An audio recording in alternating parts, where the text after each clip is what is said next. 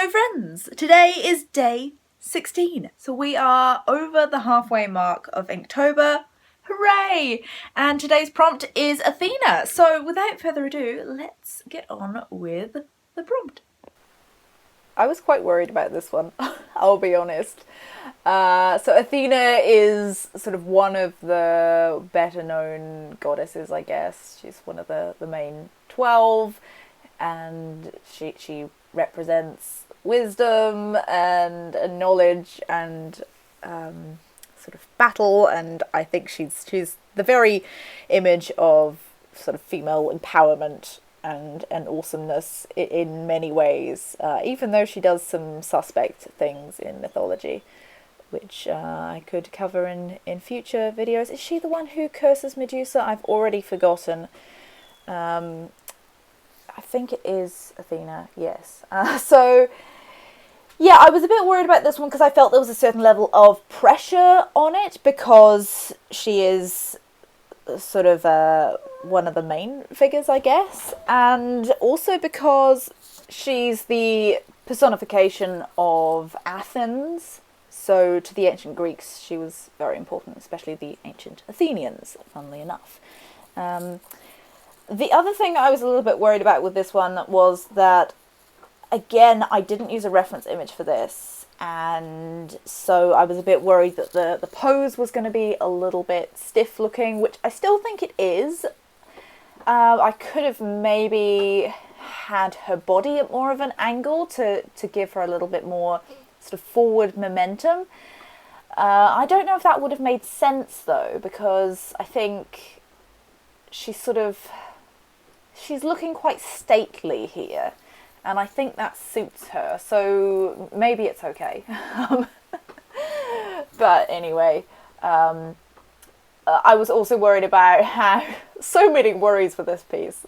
I mean, this is the same with pretty much any piece. I have a lot of concerns going into it about how it's going to turn out, because you invest quite a bit of money and time into these things. I mean, the art supplies aren't cheap, and you know that you're going to be spending probably 3 hours working on a piece, and that you've spent time doing the sketch ahead of time, so you want that to pay off. But yeah, I think this one did turn out pretty well.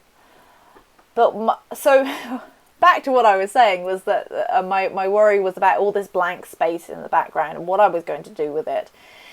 So I think I did this before I started. I want to say I did, that I was organised enough to do that. But I had a look at some books that I have on my bookshelf of different ornaments and sort of decorative elements from history, and I've got a couple of books that have sections with Greek art in them, so I looked at the kinds of decorations that were used on sort of temples and in different forms of art, their kind of border motifs and things like that, and on vases as well.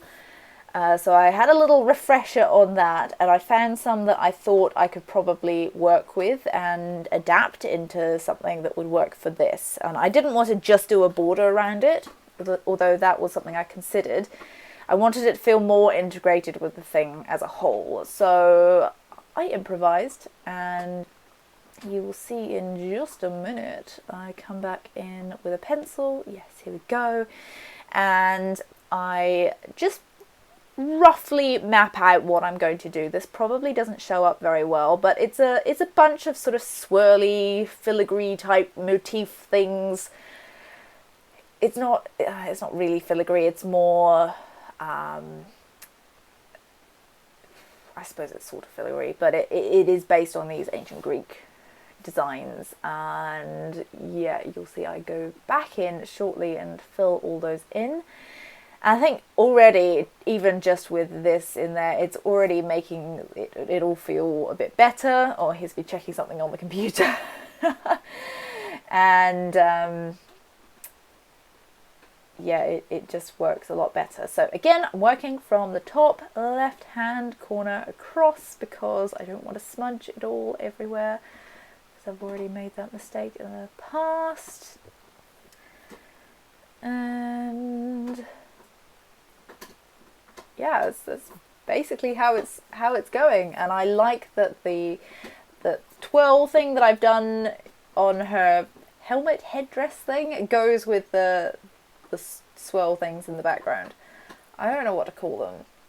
Let's just call them filigree. I'm sure that's not quite the right term for them, but yeah, it'll do. Anyway, this kind of floral thing that reminds me of certain flowers worked well. And I liked that basically you can fill in any gaps with it, which is what filigree generally is for this kind of piece. Just going in and filling in negative space. Sometimes you want to leave negative space negative because it kind of helps with to emphasize the things that are important in the piece. But I find that for me, pattern is kind of my thing, and it doesn't really feel like a piece of my work until there's something kind of patterny in there, which is something I've mentioned a few times, and I've always gone back to the Artemis one, the first one, to say that, you know, that one doesn't, to me, feel like a piece of my work in the same way that this does, where I've got a lot of pattern. So if I were doing the Artemis one now, at this point in the challenge, I probably would have filled in a lot of that background. And that's not necessarily... I actually think that would have made that piece worse. It would have weakened it. But it would have made it feel more me. So I might have gone back to the drawing board on that one altogether. Which is something I'm now considering, actually, for some of these ones I've already planned out for later in the month. And I think the reason I left these ones till later in the month was so that I could have a bit more freedom or time to go back in and change things if I wanted to. Because I knew that these ones had more weaknesses, and I did try to sort of space them out throughout the month so that the ones that needed more work could be done if I needed to. But it's nice to have the option to go back and change things up a little bit. So here we are at the end, just adding a few more little details, filling in her lips and the owl's eye. Oh yeah, and then I decided that I wanted to emphasize the name a little bit more, which I think was wise. I think of these like book covers because they are going to be notebook covers, and it's really important to have enough contrast with the titles so that you can read it easily at a distance when it's small as a thumbnail, all of that. So that's what I did here. I went over the lines a little bit in a few places. There were a few splodges and I had to go back and fix them, but all up, it worked pretty well. And yeah, I don't think it's the best one so far, but I'm fairly happy with that. And it certainly feels very ancient Greek. So there she is, all finished and shiny. Ah, so much copper. I'm really obsessed with this metallic ink, as you can probably tell from what is behind me. I just wanted to say thank you for watching, and that if you're not subscribed already, please do, because I'm doing these every day in October, and if you want notifications about when these are uploaded, then hit the notification bell as well.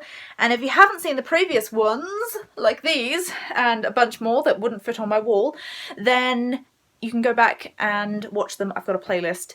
This video is a part of that. So, thank you so much for watching, and I will see you for tomorrow's video, which is going to be Dionysus. This is going to be a fun challenge. I'm looking forward to this one. So I'll see you then.